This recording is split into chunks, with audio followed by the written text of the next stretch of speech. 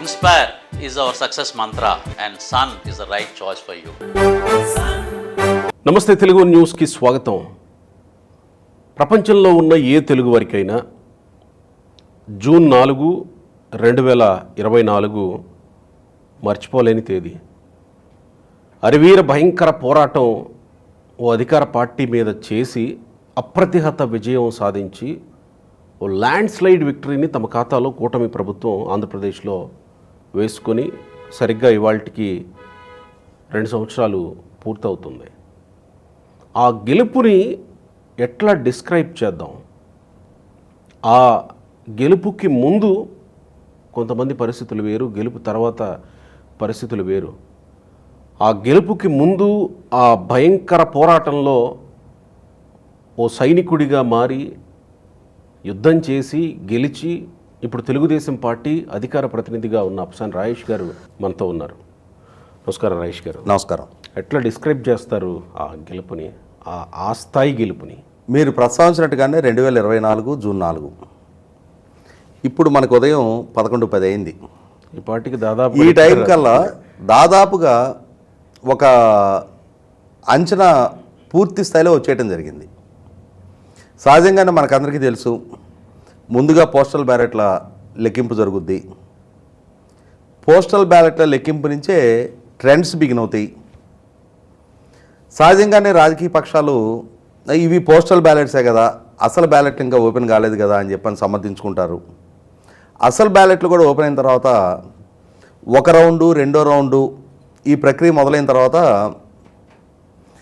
ఇవన్నీ కొంచెం ఎన్డీఏ కూటమికి అనుకూలంగా ఉండే గ్రామాలు, మా గ్రామాలు ఇంకా వేరే ఉన్నాయి. ఎలా అయితే సజ్జల రామకృష్ణారెడ్డి ఈ ఎన్నికలకి 1 సంవత్సర కాలం ముందు రాయలసీమ, తూర్పు, పశ్చిమ, ఉత్తరాంధ్ర పట్టభద్రుల ఎమ్మెల్సీ ఎలక్షన్లో 3 తెలుగుదేశం పార్టీ నెగ్గిన తర్వాత కూడా పరిస్థితుల్ని, పరిణామాలని, ప్రజల ఆలోచనని పసిగట్టకుండా మా ఓటర్లు వేరే ఉన్నారులే అని చెప్పని ఎలా అయితే చెప్పుకున్నాడో, అలాగే ఈ ఫలితాల సరళి కూడా మొదటి 2-3 రౌండ్ల వరకు మా బ్యాలెట్లు వేరే ఉన్నాయిలే, మా ఈవీఎంలు వేరే ఉన్నాయిలే అని చెప్పని కొంత సమర్థించుకునే ప్రయత్నం, కొంత ఎవరికి వాళ్ళు ధైర్యం చెప్పుకునే ప్రయత్నం చేశారు. మీరు గమనించుకుంటే కుప్పంలో చంద్రబాబు నెగ్గితే చంద్రబాబు ఇంటి దగ్గర ఊడిగం చేస్తా అని చెప్పని సవాలు విసిరిన కొడాల నాని సరిగ్గా 11:30కి బూత్ వదిలిపెట్టి బయటకు వెళ్ళిపోయాడు. గుడివాడలో ఇది కౌంటింగ్, ఇది ఇక్కడ కౌంటింగ్ కేంద్రం నుంచి బయటకు వెళ్ళిపోయాడు. ఇంకా 11:30కి అంటే బేకర శపథాలు ఇద్దరు కలిసే వెళ్ళారు అనుకుంటా. వంశీ, కొడాలి నాని ఇద్దరు కలిసే వెళ్ళారు. వంశీని నేను గమనించలేదు, కానీ కొడాల నాని కౌంటింగ్ సెంటర్ నుంచి బయటికి రావటం, అతను అంచెల్లోకి 2-3తోటి అతను నిరాశతోటి, నిస్పృహతోటి పోలింగ్ కేంద్రం నుంచి నిష్క్రమిస్తున్నది నేను లైవ్ డిబేట్లో ఉండి గమనించా. ఆ రోజు ఉదయం నుంచి సాయంత్రం 4 గంటల వరకు వివిధ శాటిలైట్ ఛానల్లో, ప్రధాన స్రవంతి మీడియాలో విశ్లేషకుడిగా నేను ఆల్రెడీ 4 రోజుల ముందే మా టైం స్లాట్లో వాళ్ళు కన్ఫర్మ్ చేసేసుకున్న నేపథ్యంలో బయట జరుగుతున్న సంబరాలు, వేడుకలకి దూరంగా ఉండాల్సి వచ్చింది. అంటే ఏ ఎన్డీఏ కూటమి నెగ్గుతుంది అని చెప్పని, వాస్తవంగా ఎన్డీఏ కూటమి కూడా కాదు, జగన్మోహన్ రెడ్డి ఓడతాడు అని చెప్పని 2022లో ఇప్పటికీ వీడియోలు ఉన్నాయి నావి. ఇంకొక 1994 రిపీట్ అవుద్ది అని నేను ఒక పోలిక పదే చేస్తుండేవాడిని. 1985లో ఎన్టీ రామారావు గారి గెలుపు, దానికి ముందు పార్లమెంట్ ఎన్నికల్లో ఇందిరాగాంధీ గారి హత్య తాలూకు సానుభూతిని కూడా కాదు అని చెప్పని కాంగ్రెస్ పార్టీకి 5 స్థానాలు మాత్రమే దక్కిస్తూ ఎన్టీ రామారావు గారి నాయకత్వంలో తెలుగుదేశం పార్టీ మిత్రపక్షాలతో కలిపి 30 స్థానాలు దక్కించుకున్న తీరు, వీటన్నిటి నేపథ్యంలో 1989కి వ్యూహాత్మకంగా కులాల కుంపట్లు రాజేసి రాయలసీమ ప్రాంతీయ విద్వేషాలు పెంచి ఎన్టీ రామారావు గారిని కాంగ్రెస్ పార్టీ ఓడించగలిగింది. అలా అధికారం దక్కించుకున్న కాంగ్రెస్ పార్టీ 1989-94 మధ్యకాలంలో యథావిధిగా 5 సంవత్సరాల్లో కూడా 3 ముఖ్యమంత్రులను మార్చడం, యథావిధిగానే తమ రాజకీయ అస్తిత్వం కాపాడుకోవడం కోసం హైదరాబాద్ నగరంలో హిందూ ముస్లింల మధ్య తాత్కాలికంగా సృష్టించబడ్డ మత ఘర్షణలో 400 మందిని ఊచకోత కోసిన నేపథ్యం. వీటన్నిటి నేపథ్యంలో 1994 ఎన్నికల్లో ఏ ప్రజలైతే ఎన్టీ రామారావు గారిని 1989లో ఓడించారో అదే ప్రజలు 94 ఎన్నికల్లో అప్పటి వరకు అధికారం చెలాయించిన కాంగ్రెస్ పార్టీకి ప్రతిపక్ష హోదా కూడా దక్కనివ్వాల. 294 స్థానాలున్న అసెంబ్లీలో 26 స్థానాలకు పరిమితం చేశారు. ఇదే సందర్భంలో తెలుగుదేశం పార్టీతో మిత్రపక్షాలుగా పోటీ చేసిన కమ్యూనిస్ట్ పార్టీలకు 35 స్థానాలు దక్కినాయి. నేను పదే 2022 నాడే ఈ అంశాన్ని కేసు రెఫరెన్స్గా చెప్తుండేవాడిని. 1989లో కాంగ్రెస్ పార్టీ ఏ వ్యూహాన్ని అయితే అమలుపరిచి ఎన్టీ రామారావు గారిని ఓడించగలిగిందో 2019లో అదే వ్యూహాన్ని, అదే కులపరమైన విద్వేషాన్ని, ప్రాంతీయ అసమానతల్ని సాకుగా చూపించి జగన్మోహన్ రెడ్డి చంద్రబాబు నాయుడు గారి ప్రభుత్వాన్ని ఓడించగలిగాడు. ఎలా అయితే రిలీజ్ అయిన ప్రజలు 1994లో మళ్ళీ తిరిగి ఎన్టీ రామారావు గారిని ఓడించి కాంగ్రెస్ పార్టీకి ప్రతిపక్ష హోదా కూడా దక్కనివ్వలేదో అదేవిధంగా 2024లో అదే ప్రజలు మళ్ళీ తిరిగి చంద్రబాబు నాయుడు గారిని ఎంపిక చేసుకుంటారు. జగన్మోహన్ రెడ్డికి ప్రతిపక్ష హోదా కూడా దక్కదు అని చెప్తూ ఉండేవాడిని. ఎలా అయితే ఎన్టీ రామారావు గారి మిత్రపక్షాలకి దక్కిన స్థానాల కన్నా కూడా అప్పటి వరకు అధికారంలో ఉన్న కాంగ్రెస్ పార్టీకి తక్కువ స్థానాలు వచ్చాయో రాబోయే ఎన్నికల్లో కూడా చంద్రబాబు నాయుడు గారితో ఎవరు మిత్రపక్షాలుగా ఉంటే, ఎందుకంటే 22 నాటికి ఏ పార్టీలు కలుస్తాయో ఏ కలవు అనే క్లారిటీ కూడా లేదు. అవును. అటువంటి నేపథ్యంలో నేను ఆల్మోస్ట్ 2 ఇయర్స్ ముందు చెప్తుండేవాడిని. ఎన్నికలు సమీపించే కొంది ఏదో చిలక జోస్యం అని చెప్పినట్టుగా కాకుండా ఎందుకు జగన్మోహన్ రెడ్డి ఓడతాడు, ఎందుకు ఓడించాలి అనేది నిత్యం ప్రజలను చైతన్యపరుస్తుండేవాళ్ళం. కారణం ఏంటి అంటే 2019 ఎన్నికలకు ముందు ఒక హై ఎక్స్పెక్టేషన్తో జగన్మోహన్ రెడ్డిని ప్రజలు గెలిపించారు. చంద్రబాబు నాయుడు గారి కన్నా అతను ఒక 22 సంవత్సరాల వయసులో చిన్నవాడు అయ్యి ఉండటంతో అదే సందర్భంలో యూనివర్సిటీలు కాలేజీల చుట్టూ అతను పర్యటించి యోబేరి అనే సదస్సులు ఏర్పాటు చేసి చంద్రబాబు కేంద్ర ప్రభుత్వం దగ్గర ప్రత్యేక హోదాను తాకట్టు పెట్టాడు. మీరు నాకు మెజార్టీ ఎంపీ సీట్లు ఇవ్వండి, నేను ప్రత్యేక హోదా కేంద్రంలో అధికారంలో ఎవరున్నా వాళ్ళ మెడలోంచి నేను సాధిస్తా. ఒక్క ప్రత్యేక హోదా కనుక మనం సాధించిన పక్షంలో ప్రపంచవ్యాప్తంగా ఉన్న పెట్టుబడిదారులు ప్రత్యేక హోదా ద్వారా దక్కే వెసులుబాట్ల పర్యవసానం సిఐఏ కన్వెన్షన్లు, దావోస్ పర్యటనతో సంబంధం లేకుండానే రాష్ట్రానికి వచ్చి పెట్టుబడులు పెడతారు. 13 జిల్లాలని 13 హైదరాబాద్కి అభివృద్ధి చేస్తా, అమరావతిలోనే రాజధాని నిర్మాణం చేస్తా, క్రమం తప్పని జాబ్ క్యాలెండర్ రిలీజ్ చేస్తూ 2,30,000 ప్రభుత్వ ఉద్యోగాలు భర్తీ చేస్తా, మెగా డిఎస్సి కండక్ట్ చేస్తా, మహిళలకి సమాజానికి పెనుభూతంగా మారిన ఇవాళ కుటుంబాలను ఆర్థికంగానూ ఆరోగ్యపరంగానూ చిన్నభిన్నం చేస్తున్న మద్యాన్ని నిషేధిస్తా, ఇలా రకరకాల వాగ్దానాలు చేస్తూ వచ్చాడు అతను. ప్రజలు కూడా విశ్వసించారు. ముఖ్యంగా ప్రభుత్వ ఉద్యోగులను లక్ష్యంగా చేసుకొని 2014-19 మధ్య చంద్రబాబు నాయుడు గారి ప్రభుత్వం ఆనాడు 43% ఫిట్మెంట్ ఇస్తే జగన్మోహన్ రెడ్డి గారు అన్నా మీకు మెరుగైన పిఆర్సీ ఇస్తా, క్రమం తప్పని డిఎల్ ఇస్తా, వారంలో సిపిఎస్ రద్దు చేస్తా అని చెప్పని వాగ్దానాలు చేశాడు. ఇలా ఒక్కొక్క వర్గాన్ని ఆకట్టుకున్న జగన్మోహన్ రెడ్డి 2019లో అధికారం దక్కించుకున్న తర్వాత ముఖ్యంగా రాయలసీమ 52 సీట్లు ఉన్న రాయలసీమ 49 స్థానాలు జగన్మోహన్ రెడ్డి కట్టపెట్టడం జరిగింది. ఓ పక్క చంద్రబాబు నాయుడు గారు కూడా రాయలసీమ వాసి అయినా సరే రాయలసీమ జగన్మోహన్ రెడ్డిని ఓన్ చేసుకుంది. చంద్రబాబు నాయుడు గారి కన్నా మెరుగైన ఇరిగేషన్ పెట్టుబడులు పెట్టగలుగుతాడు, ఇరిగేషన్ ప్రాజెక్టులు పూర్తి చేయగలుగుతాడు. చంద్రబాబు నాయుడు గారి కన్నా మెరుగ్గా పారిశ్రామికీకరణ చేయగలుగుతాడు. తమ యువతకి వలసలేని ఉపాధి కల్పించగలుగుతాడని ఒక నమ్మకాన్ని ప్రదర్శించారు. కానీ ఒక్కసారి పాలకుడిగా బాధ్యతలు చేపట్టిన తర్వాత చంద్రబాబు నాయుడు గారు అమలు చేసిన 90% సబ్సిడీకి డ్రిప్ పథకాన్ని రద్దు చేశాడు. 12,500 కోట్లు చంద్రబాబు నాయుడు గారు 5 సంవత్సరాల టెన్యూర్లో ఇరిగేషన్ రంగం మీద రాయలసీమ కోసం ఖర్చు పెడితే ఇతని హయాంలో కేవలం 2,500 కోట్లు మాత్రమే ఖర్చు పెట్టాడు.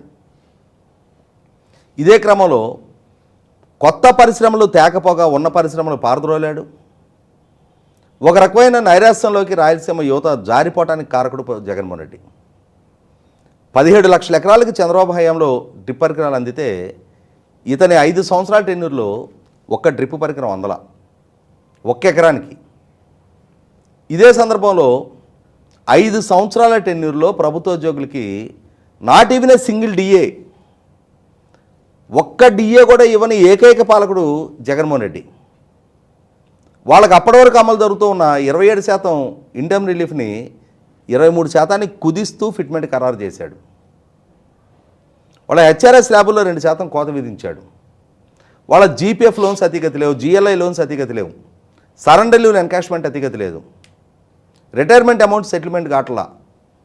ఒక రకమైన నైరాశ్యంలో రాష్ట్ర ప్రభుత్వ ఉద్యోగులందరూ మునిగిపోయారు. వీటికి తోడు వాళ్ళ జీతాల నుంచి మినహాయించిన సిపిఎస్ ఉద్యోగులకి వాళ్ళ జీతాల నుంచి మినహాయించిన కంట్రిబ్యూషను వాళ్ళ ప్రాన్ అకౌంట్స్కి జమ చేయలే. ప్రావిడెంట్ ఫండ్ నిధులు వినియోగించుకున్నాడు, డ్వాక్రా మహిళలకు సంబంధించిన అభయహస్త నిధులు వినియోగించుకున్నాడు, కేంద్ర ప్రభుత్వ ప్రాయోజిత పథకాల మొత్తం రద్దు చేసి ఆ కేంద్ర ప్రభుత్వ నిధులని వేరే అవసరాలకి దారి మళ్లించుకున్నాడు. మద్య నిషేధం సంగతి గాలికి పోయింది.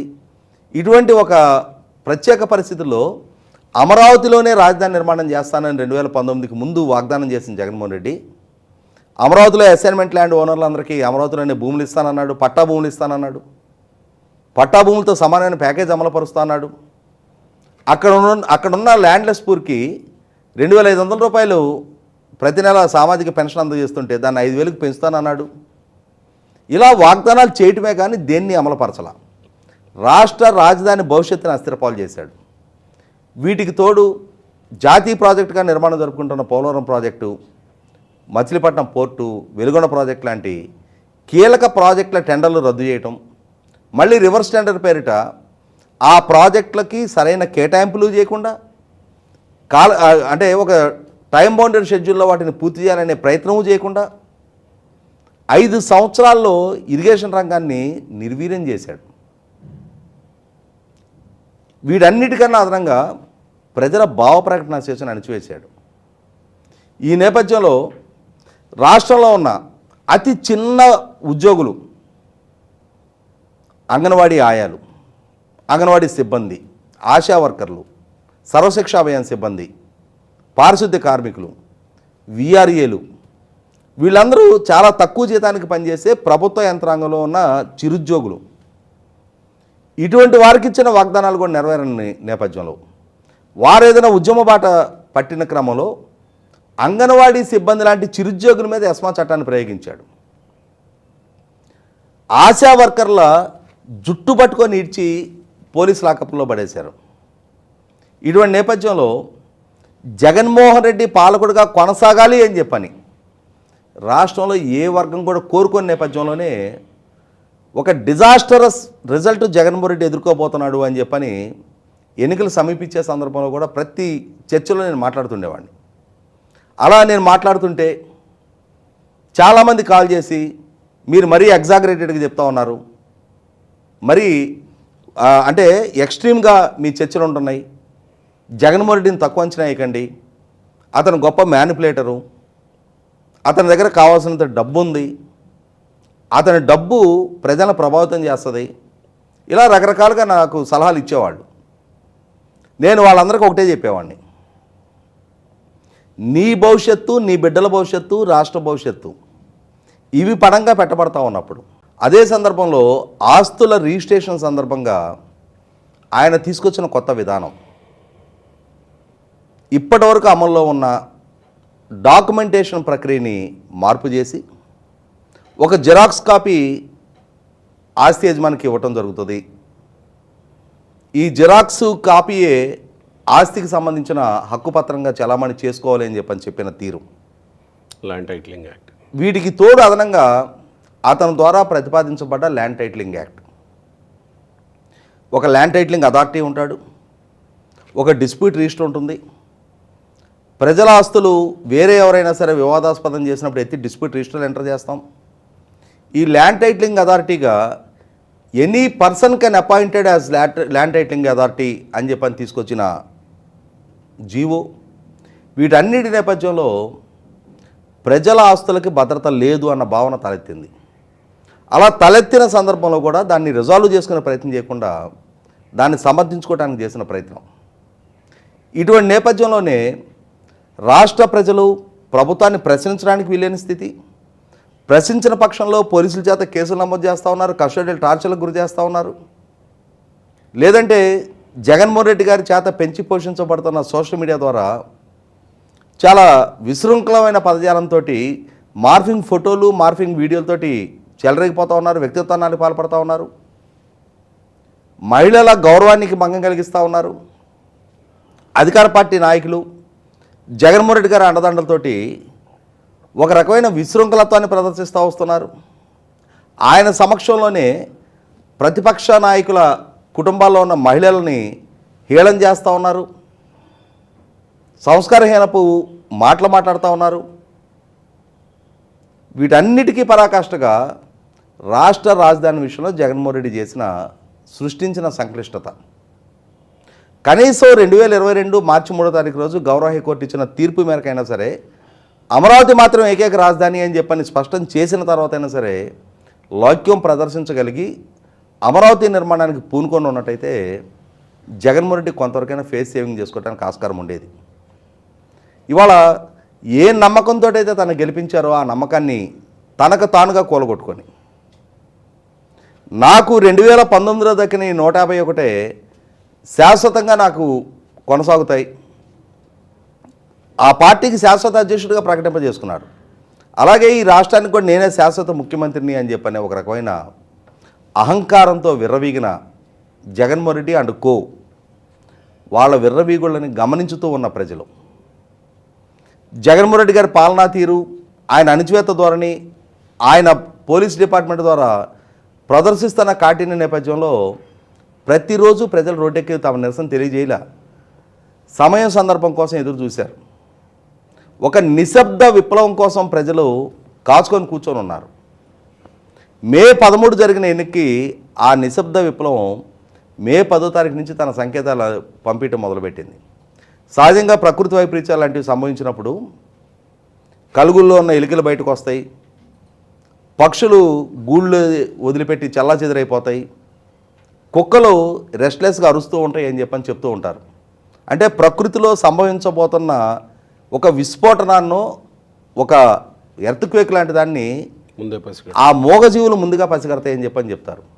అలాగే జగన్మోహన్ రెడ్డికి ఎదురుగాబోతున్న పరాజయాన్ని 2010 నుంచే వివిధ ప్రాంతాల్లో స్థిరపడ్డ ప్రజలు హైవేల్ని బ్లాక్ చేస్తూ లక్షలాదిగా ఆంధ్రప్రదేశ్ వైపు తరలిస్తున్న తీరు, గ్రామాల్లో నమోదవుతున్న పోలింగు, ఈ సరళ చూస్తేనే అర్థమవుతూ ఉంది ఒక నిశ్శబ్ద విప్లవం జరగబోతుంది. ఏ నమ్మకంతో అయితే 150 స్థానాలతో జగన్మోహన్ రెడ్డిని గెలిపించారో ఆ నమ్మకాన్ని నిలుపుకోకపోగా ఒక భయాన్ని అతను సృష్టించిన పర్యవసానం మళ్ళీ తిరిగి చంద్రబాబు నాయుడు గారు, పవన్ కళ్యాణ్ గారు, భారతీయ జనతా పార్టీ నేతృత్వంలో ఉన్న ఎన్డీఏ కూటమికి ప్రజలు పట్టం కట్టబోతూ ఉన్నారు అని చెప్పని ఆ సంకేతాలు ముందుగానే అందుతూ ఉన్నాయి.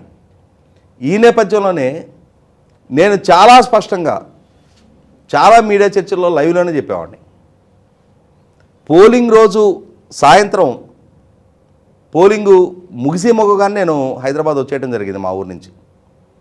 ఆ రోజు నైటు TV5 మూర్తి గారి చర్చలో నేను లైవ్లోనే చెప్పడం జరిగింది. అప్పటికి ఇంకా exit polls code of conduct అమల్లో ఉంది. జూన్ 1 కానీ ఎగ్జిట్ పోల్స్ రాలా, ప్రతిపక్ష హోదా కూడా జగన్మోహన్ రెడ్డికి దక్కడం లేదని చెప్పడం జరిగింది. ఆ రోజు కేకే సర్వే కిరణ్ కొండేటి కూడా నాతో పాటు ప్యానల్లో ఉన్నాడు. అతను ఎగ్జిట్ పోల్ రోజు నేను రిజల్ట్ చెప్పగలుగుతా, కానీ ఈరోజు నాకున్న అంచనా వరకు జగన్మోహన్ రెడ్డి ఓడిపోతున్నాడు అని చెప్పడం జరిగింది. ఈ అంచనాలని నిజం చేస్తూ అవకాశం, అధికారం దక్కిన సందర్భంలో దాన్ని దుర్వినియోగం చేసుకుంటే ఎదురుగా పోయే పరిస్థితులు, పరిణామాలు ఏంటనేది బ్యూటీ ఆఫ్ డెమోక్రసీని పరిచయం చేస్తూ ప్రజలిచ్చిన తీర్పు జగన్మోహన్ రెడ్డి రాజకీయ పంచనాలను తలకిందులు చేసింది. వైనాట్ 175 అని చెప్పని విరవీగారు ఆయన. వైనాడు కుప్పం, వైనాడు మంగళగిరి, వైనాడు పిఠాపురం అని చెప్పని భీకర శపథాలు చేశారు. నాకు 10 లక్షల మంది సైన్యం ఉన్నారు, స్లీవ్స్ మడిచి యుద్ధానికి సిద్ధం అని చెప్పని ప్రజలను రెచ్చగొట్టే ప్రయత్నం చేశారు. ఆఖరికి ఆ ప్రచార సందర్భంగా వ్యక్తిగతంగా కూడా తను దిగజారి తనకు రాజకీయంగా సవాలు విసురుతున్న తన చెల్లెల్ని ఉద్దేశించి పసుపు చీర కట్టుకొని చంద్రబాబుని ఇంప్రెస్ చేయడానికి వెళ్ళింది అనే సంస్కారహీనపు కామెంట్ చేయడం ద్వారా వ్యక్తిగతంగా కూడా జగన్మోహన్ రెడ్డి స్థాయి తనను తాను తగ్గించుకున్నాడు.